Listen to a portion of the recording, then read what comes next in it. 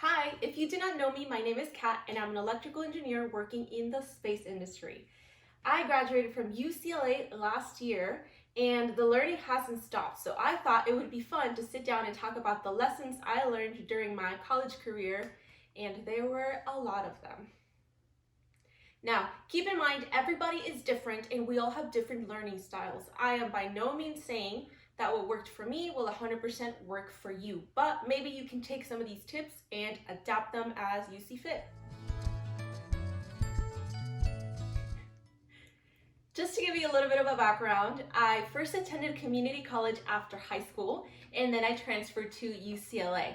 I had a 4.0 during community college up until my last semester, when unfortunately I took too many classes in order to transfer faster and I lost it, but it's fine.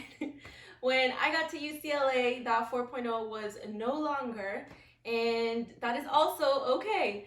I can make a separate video about the transition from semester to the quarter system because that is truly the roughest thing I've had to do academically, other than all of my engineering courses, of course. So, all right, let's just jump right in. Tip number 1, have a clear and consistent plan for yourself. What does that mean? It could be a calendar, it could be your laptop, a planner, a piece of paper, whatever works for you. But you must have a study plan. Personally, I used both a planner and my laptop's calendar. When I got the syllabus on day 1, my very first homework assignment was to write down every single due date that was projected, as well as the test dates onto both my calendar, on my computer, and my planner. That way I would always know what was coming up. Then every Sunday or Monday morning, I would plan out my weeks according to how I was currently doing in my classes and what was coming up in terms of tests or homeworks. I'd also write in my planner any tasks that I needed to accomplish each day, such as start my homework assignment or begin planning for an upcoming test.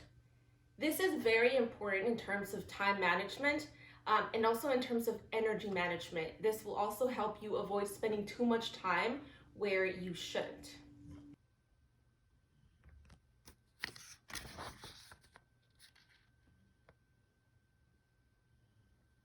Tip number 2, when studying for a test, create a list of everything you need to accomplish and by when. Normally, I would give myself about a week to study for a test, sometimes more if I needed it, but I always dedicated an entire day to making a plan for what I needed to do in order to do the best I could for this test and give myself the necessary time. I think one of the biggest issues that I faced was spending too much time on a few topics at the very beginning of my allotted study time and not enough time at the end of the study period for the remaining topics since I got so caught up at the beginning. So what I did was break down everything I needed to study into different days of the week. I had to be conscious of other homework assignments as well and other priorities when making this plan. This would help me not break the plan, and then I would stick to the schedule. If I ran out of time before I fully finished a topic, I would try to move on anyway. Then after reviewing everything that was on my list, the last couple days were dedicated to filling in those gaps. However, I was much less stressed at this point because I didn't feel like I had entire sections that I hadn't even touched.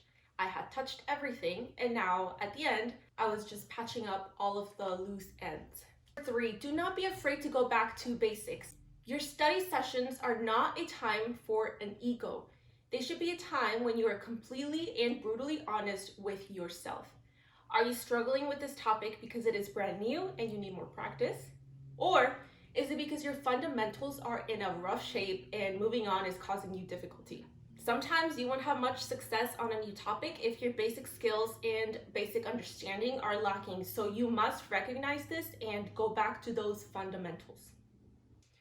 Those tips are what helped me get through college. I hope that they're able to help you in some way, and I also have a video planned for how I organize my planner for study weeks as well as just in general, keeping myself up to date with everything, so stay tuned for that, and thank you so much for watching.